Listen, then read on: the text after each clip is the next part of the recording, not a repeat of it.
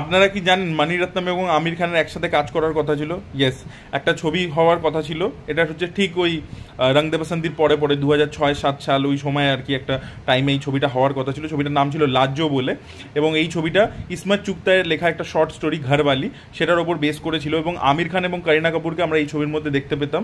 তো এরকমই আর কি একটা পরিকল্পনা করেছিলেন আর কি মানিরত্নম।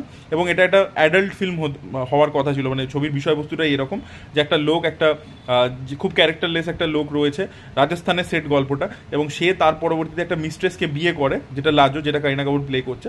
এবং বিয়ের আগে সে একরকমভাবে এই মহিলাটাকে দেখতো, তখন তাকে পছন্দ ছিল, যেভাবে সে ছিল, সে নিজের বোল্ডনেসটা দেখাতো, সেটাই পছন্দ ছিল। বাট একটা টাইমের পরবর্তীতে, বিয়ে করার পরবর্তীতে ওর আর কি প্রায়োরিটিস চেঞ্জ হয়ে যায়। তো সেইটা নিয়েই ছিল আর কি, এবং খুব লিবারেটিং ছিল আর কি, মানে খুব আহেড অফ টাইম একটা কনসেপ্ট ছিল, এবং সেক্সুয়াল লিবারেশনের ব্যাপারে কথা বলছিল। বাট যেহেতু মানিরত্নম নিজের স্ক্রিপ্টটা আমিরের সাথে শেয়ার করতে চায়নি, ঠিক আছে, সে চেয়েছিল যে স্ক্রিপ্টটা সে লিখেছে সেটার ওপরই ছবিটা হোক। এবং আপনারা জানেন আমির খান প্রচুর ইন্টারফেয়ার করে থাকে, তো সেই সবের জন্য আর কি আলটিমেটলি ছবিটা হয়নি, না হলে তাদের এই কাজটা আর কি একসাথে হতো।